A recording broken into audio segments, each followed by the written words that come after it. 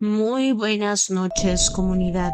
Pónganse incómodos, apaguen las luces y dejen que la oscuridad los envuelvan. Bienvenidos a una entrega más de este tu espacio, Susurros del Más Allá, donde está dedicado para dar experiencias que nos marcan la piel y nos hielan la sangre, recordándonos que no siempre estamos tan solos como creemos.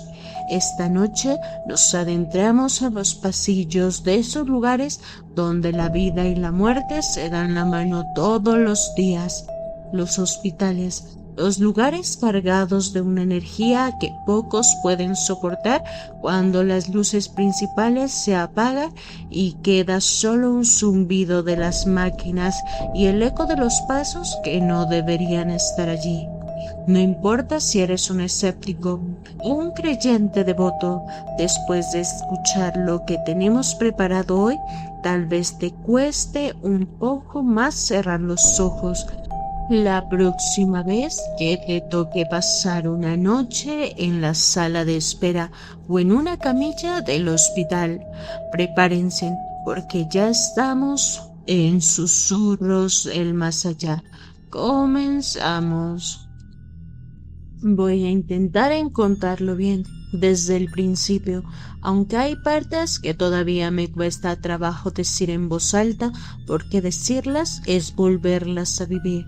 Y hay cosas que uno no debería tener que vivir ni siquiera una vez. Mi nombre es Andrea, tengo 29 años, estudié enfermería en la Universidad de Guadalajara y terminé mi servicio social hace 2 años. Era mi primer trabajo formal, primer contrato, primer turno nocturno en el hospital grande de verdad. Estaba emocionada. Eso me da vergüenza decirlo ahora, pero en realidad es verdad. Estaba muy emocionada. Eso fue antes de la habitación 15. Llegué un miércoles. Me asignaron el pabellón 4, medicina interna, turno de noche. La supervisora se llamaba licenciada Fuertes, una mujer que hablaba como si cada palabra le costara dinero. Me explicó los protocolos, me dio mi folder, me señaló las habitaciones que eran mías y luego, justo cuando ya se iba, se detuvo. Si algún paciente pide ir al baño en las habitaciones de la 11 al 20, llama a un camillero, tú no entras. La miré sin entender y le dije que por qué. Me miró de esa manera que tienen las personas que saben algo que no quieren contarte, como si la respuesta existiera, pero decirla en voz alta costara demasiado. Los baños del cuarto piso tienen mala historia, me respondió y se fue. Yo me quedé parada en el pasillo con mi folder en la mano y esa frase resonándome en la cabeza. Mala historia. Pensé que era una exageración. Pensé que era el tipo de cosa que se le dice a la enfermera nueva para verle la cara. Qué tonta fui en realidad. La primera semana fue normal. Pacientes estables, noches largas, el zumbido de los monitores que uno termina sin escuchar, como quien deja de oír el tráfico de la calle donde vive. Aprendí los nombres de mis pacientes, aprendí dónde estaba el almacén de medicamentos, aprendí a caminar rápido sin sonar a prisa y aprendí a no pensar en lo que había dicho la licenciada Fuentes. Hasta la noche que conocí a la señora del cuarto 14.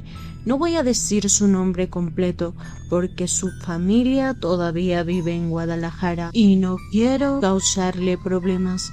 Le voy a decir doña Rebeca. Doña Rebeca tenía como 70 años, pelo blanco, manos que parecían haber amasado tortillas toda la vida. Cuando entré a revisarla a las 11 de la noche, estaba completamente despierta, sentada en su cama, con las manos sobre el regazo, mirando hacia la pared del fondo. ¿No puede dormir doña Rebeca?, le pregunté. No, mi niña. Me miró. Tenía esos ojos que tienen los ancianos que ya no le temen a casi nada. Es que la niña del baño no me deja. Se me heló la sangre por dentro, no sé explicarlo mejor. No fue miedo todavía, fue algo más primitivo, como cuando uno pisa en falso en la oscuridad. ¿Y cómo me dice eso, doña Rebeca? La niña señaló hacia el baño sin voltear a verlo, y ese gesto, ese no querer verlo mientras lo señalaba, fue lo que más me perturbó. Lleva 2 noches sentada en el piso. Me mira, mueve los labios, pero no se escucha nada. Yo le digo que se vaya a dormir, pero no me hace caso. Me quedé paralizada por un segundo. Luego hice lo que hace uno cuando no quiere creer en algo. Busqué una explicación razonable y le dije a doña Rebeca que a veces los medicamentos pueden causar. Ella me interrumpió. No me vaya a decir que estoy loca, señorita. Su voz no subió de volumen, pero sí de peso. Llevo 73 años en este mundo. Sé cuando algo está en mi cabeza y cuando está en el piso del baño mirándome. No supe qué responder en realidad, así que hice lo único que se me ocurrió. Caminé hacia el baño. La puerta estaba entreabierta, oscura, con un hilo de luz amarillenta entrando por debajo. Empujé la puerta con la punta de los dedos. Estaba vacío. Solté el aire que no sabía que estaba reteniendo. Entré para revisar. Lavabo, inodoro, regadera con la cortina corrida.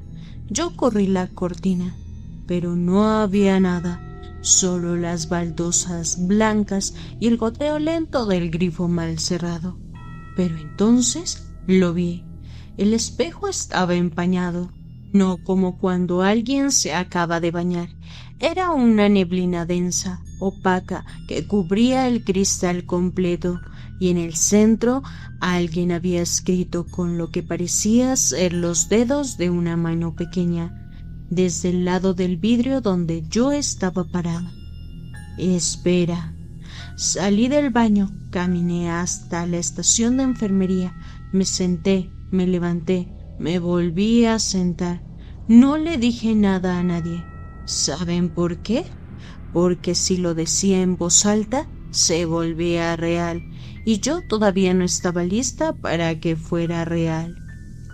3 días después, encontré el expediente por accidente. Bueno, accidente no es la palabra correcta.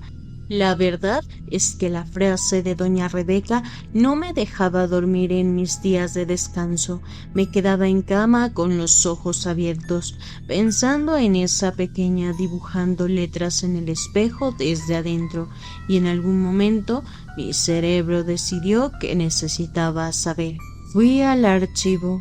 Le pedí a Marisela, la archivista, que me dejara revisar los registros del pabellón 4. Le dije que era para un trabajo de estadística de mi universidad.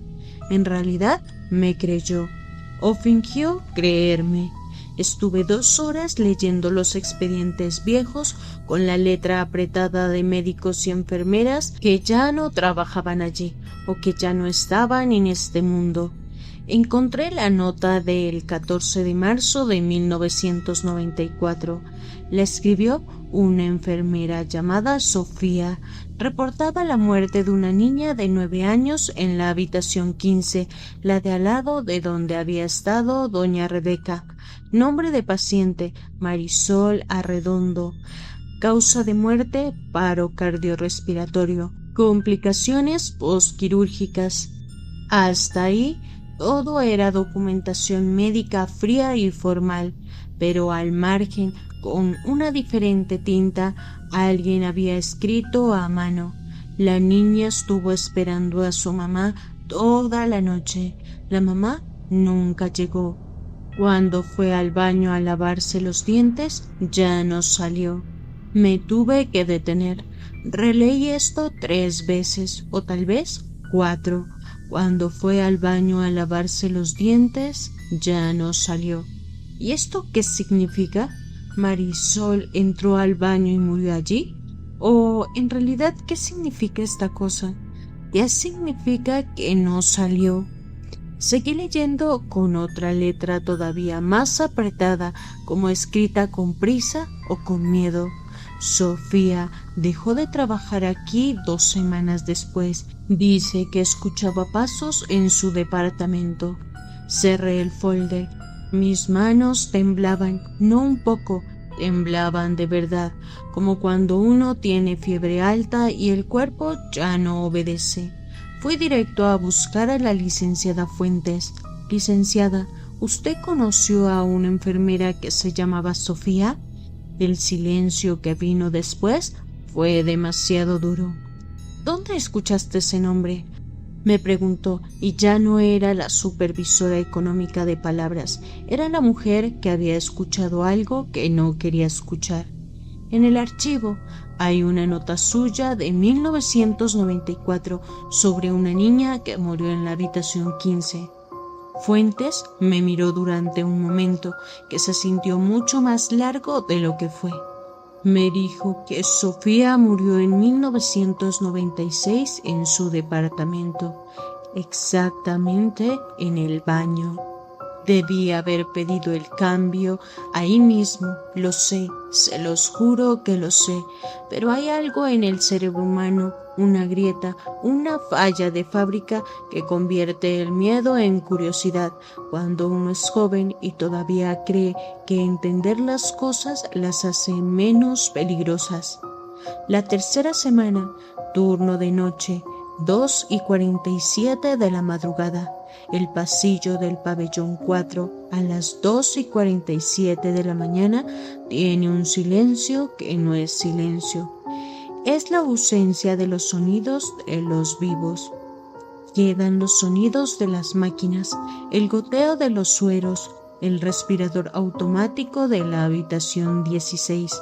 Pero los sonidos humanos, las conversaciones, los pasos con peso y propósito, los teléfonos, todo eso desaparece, y en esa ausencia uno se da cuenta que el pasillo es demasiado largo y que la luz fluorescente tiene un parpadeo que en el día ni siquiera se nota. La habitación 15 estaba vacía esa semana. Los 3 pacientes habían sido trasladados por un problema con el agua caliente.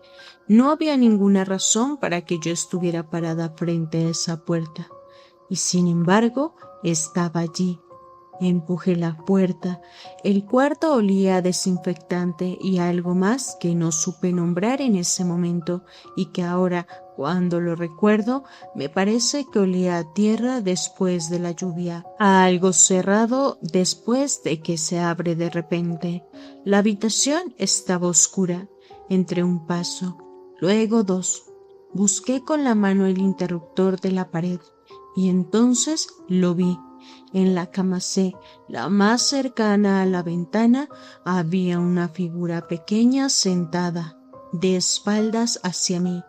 Tenía el pelo oscuro, largo y lacio. Llevaba una bata de hospital azul, era con un estampado que no podía ver bien desde donde estaba, pero que cuando mis ojos se acostumbraron a la oscuridad, reconocí el estampado de patitos amarillos de las batas de pediatría que ya no se usaban desde hace años.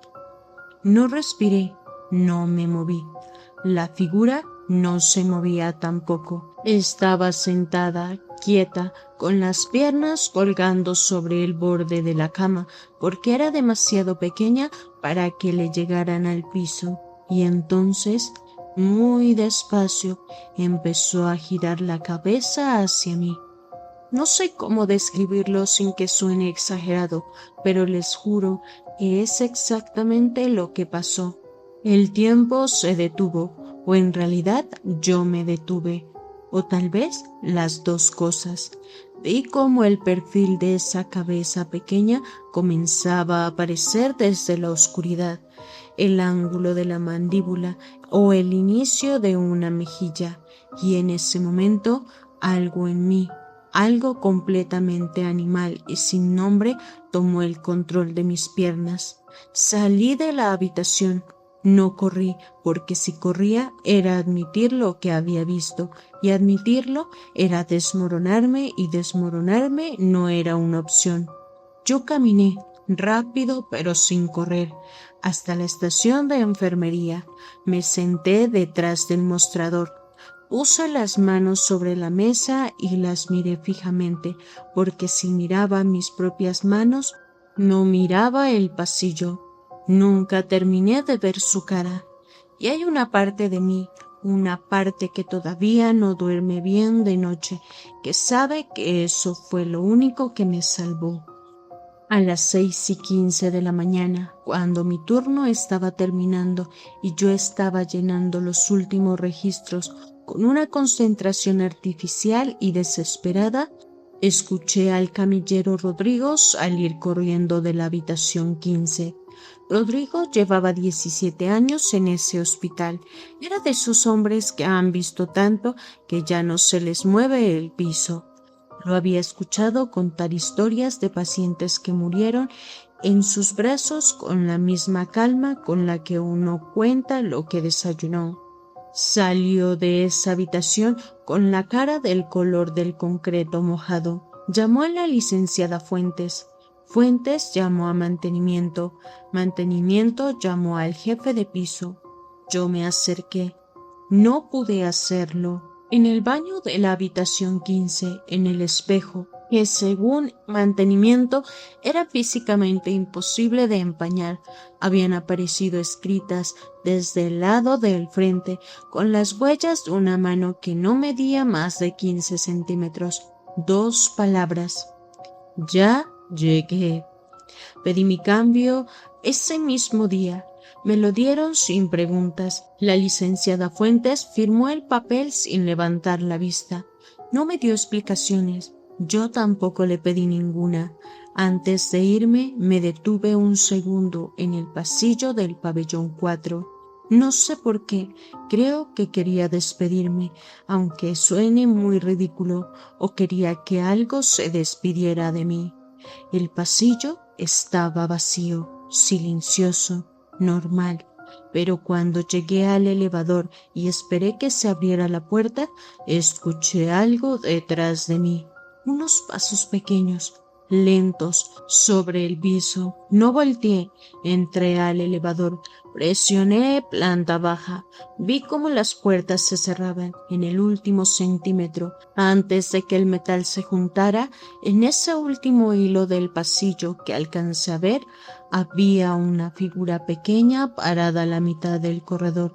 Las puertas se cerraron. Bajé sola, o eso es lo que creo. 3 años después de esto, durante la remodelación del pabellón 4, los trabajadores encontraron debajo del piso del baño de la habitación 15 restos de una muñeca de trapo, una bata pediátrica azul con un estampado de paticos y un dibujo en papel encerado, perfectamente conservado, que representaba a una niña parada frente a una puerta. En el marco de la puerta, escrita con el trazo irregular de una mano infantil, había una palabra: mamá. El expediente de Marisol indica que su madre nunca fue notificada de su muerte. El número de contacto que dejaron al ingreso no existía. La dirección que dieron no correspondía a ningún domicilio registrado. Marisol llevaba esperando desde 1994 y a veces me pregunto si sigue esperando. Y a veces prefiero no saberlo. ¿Y ustedes hacen las mismas preguntas? ¿Que por qué la madre de Marisol nunca apareció? El número que dejaron allí no existía. La dirección no correspondía a ningún domicilio real. ¿Alguien la dejó allí a propósito? ¿Alguien sabía que no iba a volver? ¿O hay algo más oscuro detrás de esto que ningún expediente médico lo va a contar jamás? Ustedes, mis queridos huéspedes, ¿Alguna vez en algún hospital han sentido una mirada extraña? ¿Alguna presencia que ha intentado en desvelar su noche?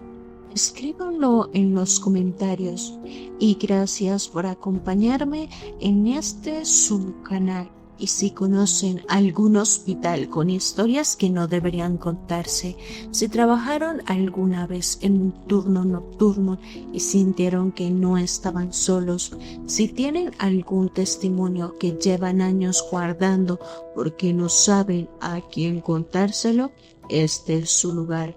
Déjenlo en los comentarios, escríbanme. Aquí nadie carga sus miedos. Suscríbanse a Susurros del Más Allá. Activen la campanita porque las mejores historias llegan cuando todo el mundo debería estar dormido. Nos vemos en un nuevo episodio. Esto fue Susurros del Más Allá. Hasta la próxima.